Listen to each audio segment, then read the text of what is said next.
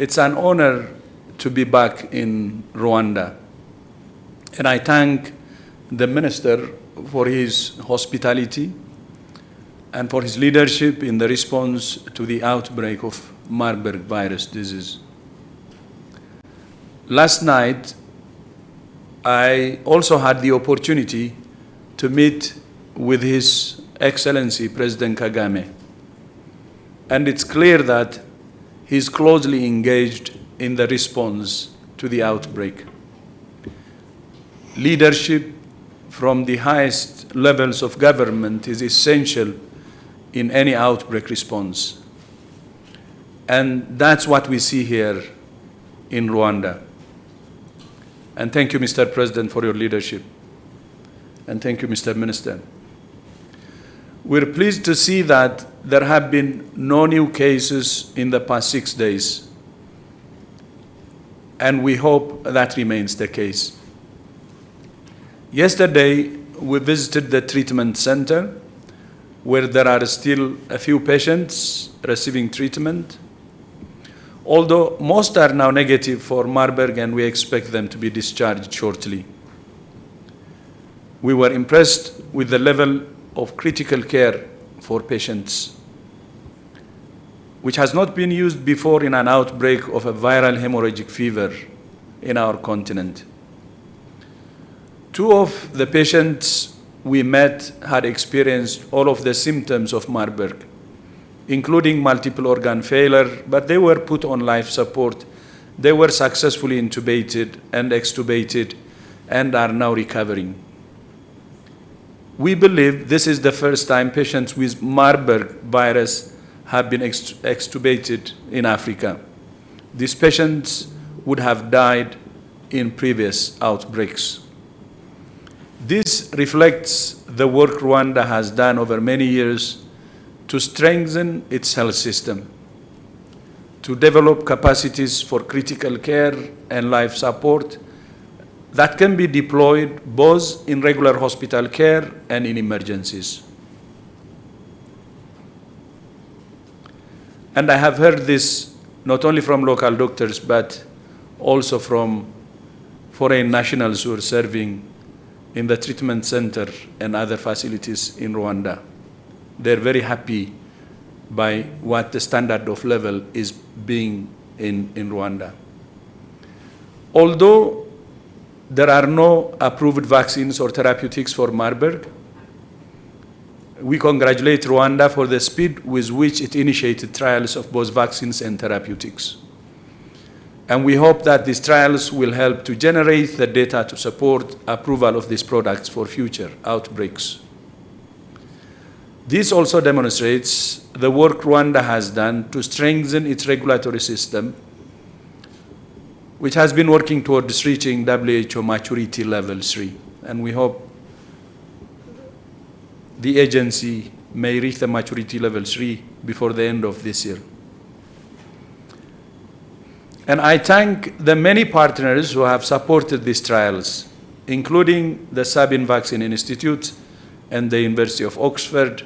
And I'm glad that the CEO of the Sabin Institute, Amy Finnan, is able to join us today. Thank you, Madam.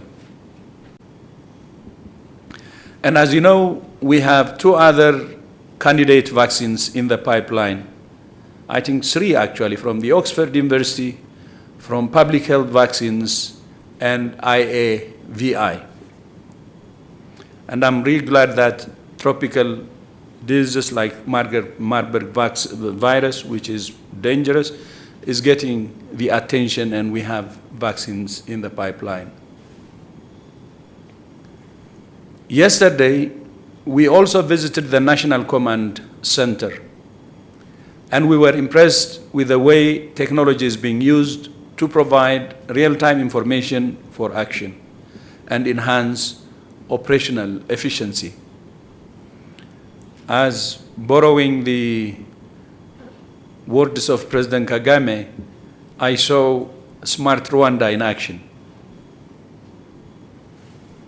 And we also visited the BioNTech vaccine manufacturing facility. And I was here in Kigali for the groundbreaking ceremony 2 years ago. So I was very pleased to see the significant progress in construction. One of the key lessons of the COVID-19 pandemic was the need to expand local production of vaccines to avoid inequitable access to vaccines that we saw. And we're pleased to see the way Rwanda and BioNTech are investing in local production. And you know how Africa was treated when the vaccines arrive. The vaccine inequity and vaccine nationalism. And we hope this strategic investment will address the equity problems we faced in COVID-19. So, as I said, we're very pleased that there have been no new cases and deaths in the past 6 days. And I can see that the outbreak is being managed under strong leadership. But we're dealing with one of the world's most dangerous viruses, and continued vigilance is essential. Enhanced surveillance, contact tracing, and infection prevention and control measures must continue at scale until the outbreak is declared over. WHO will continue to support the government in the response. Together with our partners, we have provided technical experts, personal protective equipment, test kits, and other supplies. And I thank especially the United States, the European Union, and the United Kingdom for the funding they have provided to WHO and other partners. And I salute the dedicated health workers who have put themselves in harm's way to save their colleagues, and who have continued to work despite the risks. And I honor the memory of those we have lost.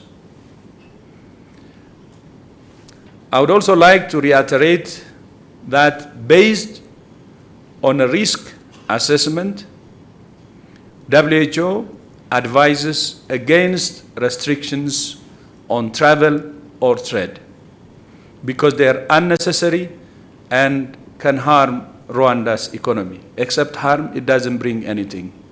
I mean the travel, trade, and restrictions. I cannot really emphasize enough, especially this point. Of course, most countries have respected that advice, but some have imposed travel restrictions. And we ask those countries to reverse those restrictions. Honorable Minister, thank you once again for your leadership. And I assure you of WHO's complete commitment to supporting you in any way we can. Murakoze Jane.